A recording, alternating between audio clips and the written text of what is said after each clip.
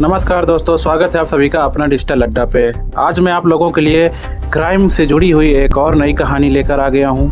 कहानी नई है, 2026 की ही है और इस कहानी में आपको एक पैटर्न ज़रूर याद आ जाएगा। जैसा कि आपने कुछ बहुत ही चर्चित मर्डर केस के बारे में सुना होगा, जैसा कि फेमस नीला ड्रम, उसके बाद सोनम जो कि आसाम में अपने बॉयफ्रेंड को पहाड़ी में धक्का दे देती है, और अभी एक नया चल रहा है सिया और अनिकेत का। आपने देखा होगा कि आजकल बहुत ही ज़्यादा प्लान बनाकर इस समय नई लड़कियां होने वाले हस्बैंड या हो चुके हस्बैंड की बेरहमी से हत्या कर देती हैं। इसी कड़ी में आज मैं आप लोगों के लिए एक और नई क्राइम हिस्ट्री लेकर आ गया हूं, जो कि हरियाणा की है और यह मर्डर केस इन सबसे ज़्यादा शातिर है। इस मर्डर में लड़की ने जो दिमाग लगाया अपने हस्बैंड को मारने का, वो तरीका इन सब से हटके था, क्योंकि ज़्यादातर लोग अब यह जानते हैं कि ये मर्डर कैसे किए गए थे। लोगों को तरीका पता है, पुलिस को छानबीन का तरीका पता है और लोगों को यह अंदाज़ा हो जाता है कि इस तरीके से अगर मर्डर हुआ तो पकड़ने के चांस ज़्यादा हो जाते हैं। ऐसे में अगर कोई अपने पति का, बॉयफ्रेंड का मर्डर करने की प्लानिंग बना रही है, कोई भी लेडीज़, तो उसे किसी न किसी नए आइडिया की ज़रूरत होगी और नया आइडिया यहाँ पे इस्तेमाल किया गया। तो मैं आपको बताता हूँ, ये क्राइम हिस्ट्री है हरियाणा के एक ज़िले रेवाड़ी की। हरियाणा के रेवाड़ी इलाके की ये कहानी है। यहाँ पर एक युवक था जिसका नाम था मोनू और उसकी शादी हुई थी तनु के साथ। शादी को लगभग 10 दिन ही हुए थे और यह शादी शायद मार्च में हुई थी। शादी के 10 दिन तक तनु अपने ससुराल में रहती है मोनू के साथ। 10 दिन के बाद वह मायके वापस आ जाती है।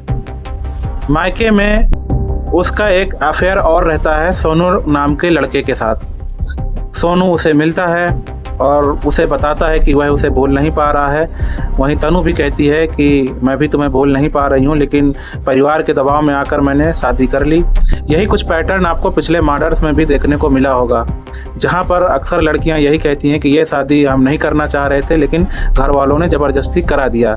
हालांकि ऐसी कोई ज़बरदस्ती नहीं होती है। अगर किसी के मर्डर करने से तो अच्छा है कि आप घर वालों को बता ही सकते हैं, लेकिन यहाँ पर भी बताया नहीं गया। शादी कर ली, 10 दिन रही, लौट के आई, अपने बॉयफ्रेंड सोनू से मिलकर मर्डर की प्लानिंग बनाने लगी।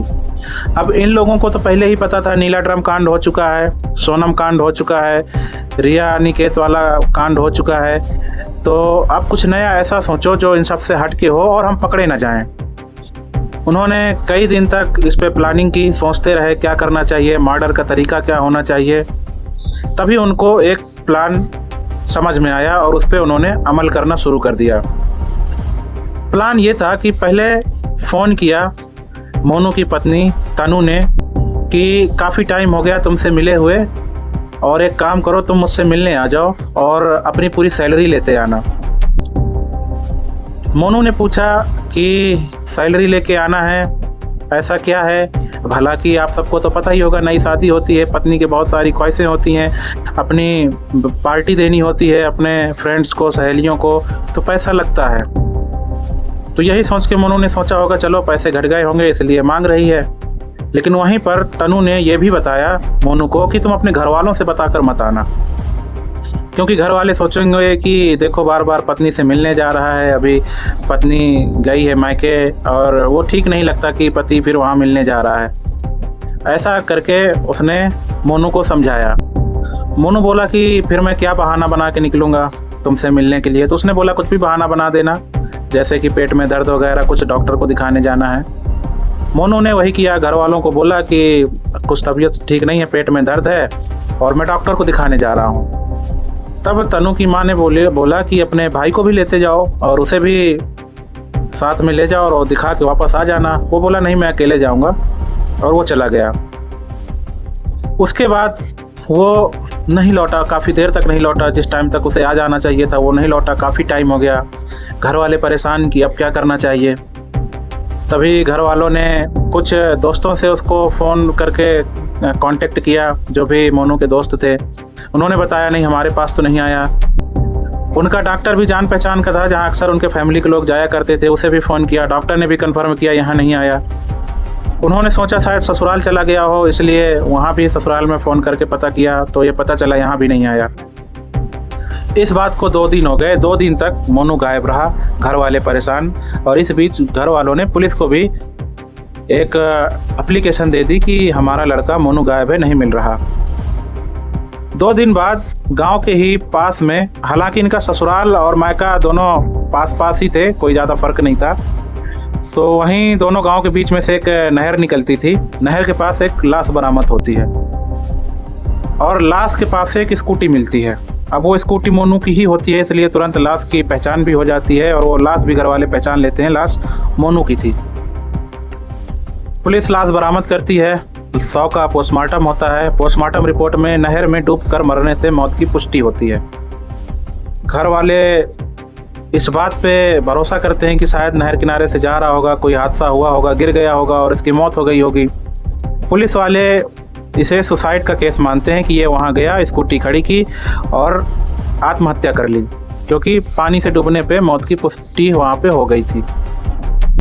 ठीक है, बात आई गई हो गई। उसका जो भी अंतिम क्रिया का प्रोग्राम होता है, कार्यक्रम होता है, वो शुरू हो गया और उसकी वाइफ भी वहीं पहुँच गई विलाप करते हुए। उसने बहुत सारा विधवा विलाप किया और 7 दिन तक वह वहीं रुकी भी और उसने ये पूरा नाटक किया कि उसको बहुत ज़्यादा गम है उसके पति के मरने का। उसके बाद पुलिस ने स्कूटी और उसके पास से मिला हुआ सामान घर वालों को सौंप दिया। स्कूटी थी और एक मोबाइल फ़ोन था, घर वालों को सौंप दिया गया। जब मोनू के भाई ने उसका मोबाइल फ़ोन ऑन किया तो उसे एक आश्चर्य हुआ। आश्चर्य क्या हुआ कि फ़ोन पूरा फॉर्मेट था। फ़ोन में कुछ भी ऐसा नहीं था, कोई भी डेटा ऐसा या वीडियो नहीं था जो उस फ़ोन में बचा हो। लगभग सब कुछ फॉर्मेट हो चुका था। वो बहुत परेशान, उसके समझ में नहीं आ रहा कि आखिरकार मरने से पहले कोई अपना फ़ोन फॉर्मेट क्यों करेगा, सारा डेटा उससे रिलीज क्यों करेगा, फ़ोन को ब्लैंक क्यों करेगा। खैर, ये बात घर वालों से उसने बताई। अब घर वालों ने भी पहले मर्डर के बहुत सारे किस्से कहानी सुन रखे थे। उन्हें कुछ शक हुआ कि कहीं ऐसा तो नहीं है कि कुछ कांड हुआ हो, तो घर वालों ने अपने स्तर पे जांच को आगे बढ़ाना शुरू किया, पुलिस की बिना मदद लिए हुए। उसके और भी भाई और कुछ रिश्तेदार मिलके नहर के आसपास के लोगों से पूछताछ की उन्होंने और देखा कि क्या कोई सीसीटीवी कैमरा मिलता है क्या। तो सीसीटीवी कैमरा काफ़ी इधर उधर ढूंढने के बाद भी इन्हें कुछ खास नज़र नहीं आया, लेकिन एक जगह पे सीसीटीवी कैमरे में एक लड़का दिखाई दिया, सोनू, और उसके साथ एक कोई लड़का और था। ये घटना के जिस दिन घटना हुई थी उसी दिन का शायद सीसीटीवी था। अब ससुराल वाले भी सोनू को जानते थे और उन्हें ये पता था कि ये ससुराल पक्ष का कोई लड़का है, शादी वगैरह में वो भी शरीक हुआ था, तो कहीं ना कहीं जानते थे। लेकिन उन्होंने शक किया कि ये क्यों यहाँ पे नहर के आसपास घूम रहा है। अब उन्हें और ज़्यादा शक हो गया कि कहीं ऐसा तो नहीं इस हत्या में मोनू की पत्नी तनु ही शामिल हो, क्योंकि आजकल ये कांड वैसे भी बहुत ज़्यादा हो रहे हैं। खैर, 7 दिन बीत गए, तनु अपने मायके वापस चली गई। उसके बाद घर वाले पहुंचे पुलिस के पास। उन्होंने तनु को कुछ भी नहीं बताया और घर में कोई चर्चा भी नहीं की कि इसको कोई शक ना हो जाए, इसलिए कुछ घर में कोई किसी तरह की कोई चर्चा नहीं की और वो चले गए पुलिस के पास। पुलिस को फ़ोन दिया, सीसीटीवी फुटेज दिया, पुलिस ने ध्यान नहीं दिया और बोली कि चलो देखते हैं, लेकिन ऐसा कोई ज़रूरी नहीं है, इस विषय पे हम किसी को गिरफ्तार नहीं कर सकते, कोई पूछताछ हमें नहीं कर सकते जब तक कोई पुख्ता सबूत ना हो। और पुलिस ने वैसे भी इसको सुसाइड का केस करार देकर मामला रफा दफा कर दिया था। उसी बीच कुछ दिनों बाद वहाँ पे मुख्यमंत्री का, सीएम का दौरा था रेवाड़ी क्षेत्र में। पुलिस को भी ये बात पता थी और घर वाले एसपी वगैरह से, डीएसपी वगैरह से भी मिल चुके थे कि हमारी जांच को आगे बढ़ाया जाए। उन्होंने भी भरोसा दिलाया ही था कि हाँ, आपकी मदद की जाएगी। तो यहाँ पर पुलिस वालों ने सोचा कहीं ऐसा तो नहीं है कि मुख्यमंत्री का दौरा होने वाला है और ये लोग जनता दरबार में पहुँच जाए और मुख्यमंत्री लोगों से फेस टू फेस बात करते हैं, जन सुनवाई करते हैं, कहीं ये मुद्दा वहाँ पर उछल जाए, खामखा हम लोगों की बदनामी होगी। तो पुलिस ने मुख्यमंत्री के दौरे से एक दिन पहले फ़ोन किया मोनू के घर वालों को और उन्हें थाने बुलाया और ये बताया कि हम आपकी जांच आगे बढ़ा रहे हैं और हमने इस पर कार्रवाई शुरू कर दी है और अब हम देखते हैं क्या करना है। आप मुख्यमंत्री के पास जाकर ये सब बातचीत मत करना और उनसे किसी तरह का आग्रह मत करना। उन्हें डर था कि कहीं ना कहीं ऐसा होने वाला है। पुलिस ने सोनू को उठा लिया और तनु को भी उठा लिया पूछताछ के लिए। थोड़ी सी पुलिसिया पूछताछ हुई, थोड़ा डांट डपड़ के, उतने में ये लोग टूट गए और पूरा जुर्म कबूल कर लिया। प्लानिंग ये थी कि तनु, सोनू और उसका दोस्त तीनों ने मिलकर इस मर्डर को अंजाम दिया था। प्लानिंग ये थी कि बेहोश करके मोनू को नाले में फेंकना है, जिससे ये पता चले कि मौत डूबने से हुई है। अब उन्हें भी पता था कि अगर हम कोई जहर देते हैं, बेहोशी की कोई दवा देते हैं, इंजेक्शन देते हैं, तो ये पोस्टमार्टम रिपोर्ट में आ जाएगा। तो इसलिए प्लान दूसरा इन्होंने तैयार किया। जब सोनू वहाँ पर पहुँचा, इन्होंने उसे पकड़ा। तनु ने पैर वगैरह पकड़ने की कोशिश की, वहीं उसके दोस्त ने हाथ वगैरह पकड़े और सोनू ने उसके मुंह और नाक को दबाया और इतनी देर तक दबा के रखा जब तक वो बेहोश नहीं हो गया। जब इन्हें लगा कि ये अभी मरा नहीं है, सिर्फ बेहोश हुआ है, उसी समय से उठाकर नाले में फेंक दिया। तभी पोस्टमार्टम में किसी तरह की कोई खरोंच, किसी तरह की कोई चोट नहीं आई और मौत डूबकर होने से वहाँ पे पता चला। तभी पुलिस इसे सुसाइड का केस मान रही थी। अब इस खुलासे से हड़कंप मच गया। एक और बेवफा पत्नी पकड़ी गई, जिसने बहुत ही सातिराना अंदाज से अपने पति को मौत के घाट उतार दिया था। ये खबर सुर्खियों में आई। हालांकि सुर्खियों में आने से पहले इस केस का खुलासा भी हो चुका था। सोनम और रिया की तरह ये काफ़ी दिन तक ट्रेंड में नहीं रहा, लेकिन इस मर्डर को अंजाम पहुंचाने का तरीका इन दोनों से ज़्यादा खतरनाक था और लगभग प्लानिंग सक्सेस हो गई थी। लेकिन एक फ़ोन जो कि ब्लैंक हो चुका था, उसने सारे राज खोल दिए।